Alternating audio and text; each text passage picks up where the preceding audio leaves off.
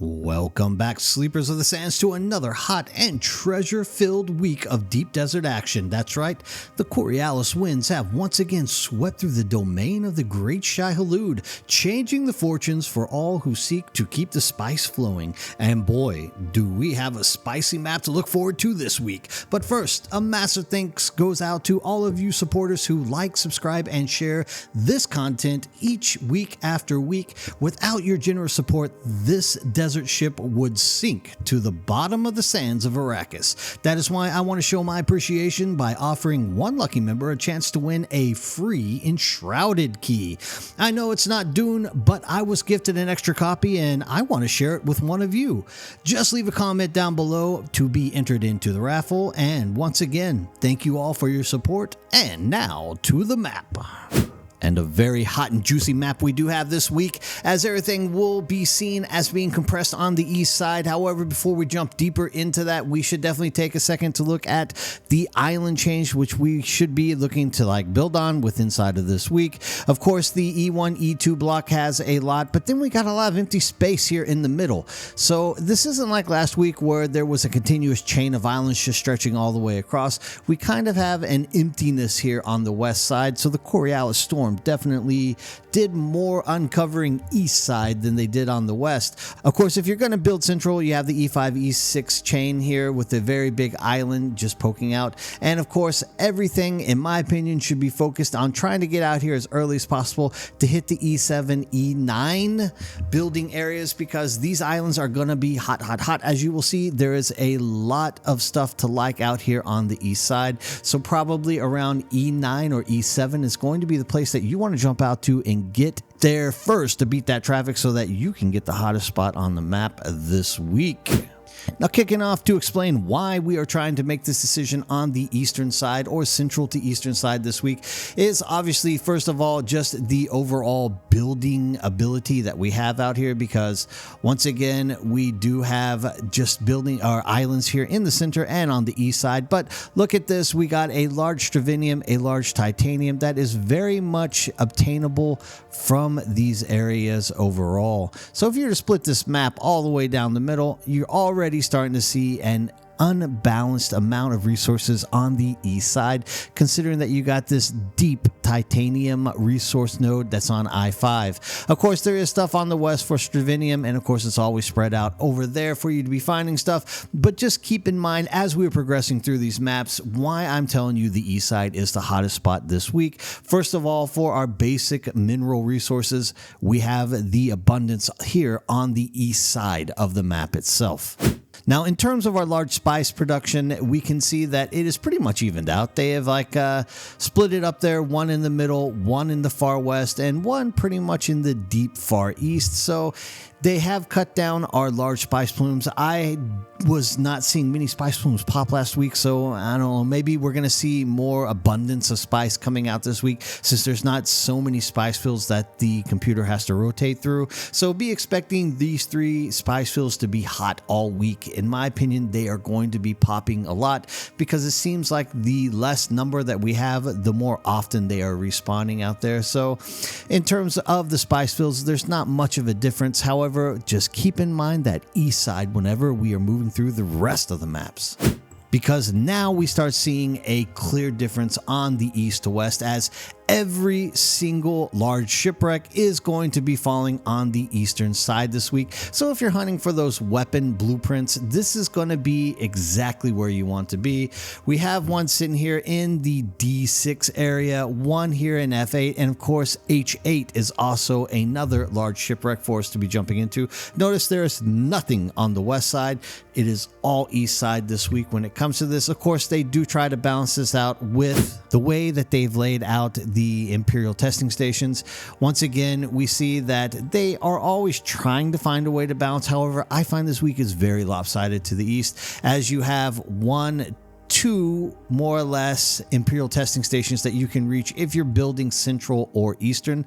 And of course, on the west side, there are 2 as well. But I'm just going to go ahead and count this one up here in I-5. H5 is kind of like a central location, as these two Imperial testing stations are more or less popping out west side. So if you're going for the armor or the more difficult to challenging roles of getting blueprints, that's where your Imperial testing stations are going to be this week. Now add the icing to the cake to the fact that the cave systems for this week are out there, but there's only 2 large cave systems, and they are both in the PvE end of the map. As you can see here in C8 and 1 in B2, there's nothing in the deep desert in terms of caves, but once again, let's just measure out what you can get here on the east side. Not only do you have 2 basic spice plumes, you got 2 Imperial testing stations, you got 3 large shipwrecks, you got 3 large resource nodes, you got 1 large cave system for you to go out there and loot the blueprint from.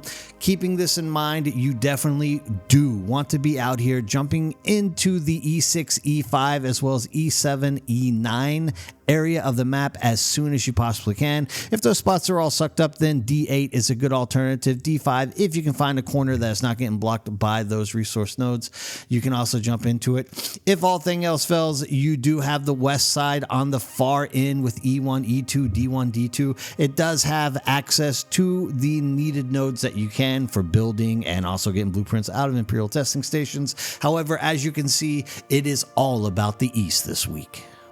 And of course, the final reason for you to be building a base out here in the deep desert is knowing the loot tables for determining whether or not those POIs that you are setting up across from are actually going to be feeding you the blueprints that you are looking for to improve your gameplay. Remember, if you are looking for defensive or armor capabilities, you want to be focusing on the Imperial testing stations and the PvP caves. Keeping this in mind, you have the power harness in the Imperial testing station, as well as the young Sparky and the adaptive Holtzman shield, which are all dropping right at 8 to 5%. Of course, there are some weapons that drop out there as well, so don't keep that out of the equation, because you can also get that las gun, which is always important to have. And of course, in the PvP caves, you can always get the access to the entire X-Core armor set, including that Regis triple shot repeating rifle and a possible circuit gauntlet, as well as pincushion boots.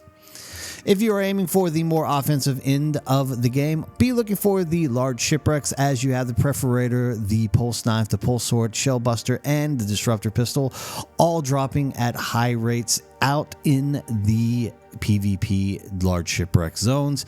And of course, the crash ships also drop you a much larger chance to get those weapons, as the perforator is at 12%, the pulse knife, the pulse sword, and the shell buster are all dropping at 12%, and the Regis disruptor at 9%, giving you a much better chance to get something, to have more pop in your step. This week, of course, there are 2 PvE caves that are marked on the map. However, I'm going to guess that one of them or both of them will be counted as PvP. We just have to wait and see as we jump out there and run them, and we'll let you know in the comments below as we figure those things out. And next, my favorite segment of the show, giving gratitude to those who deserve it. That's right, you the supporters who take time every week to watch this video and leave comments down below.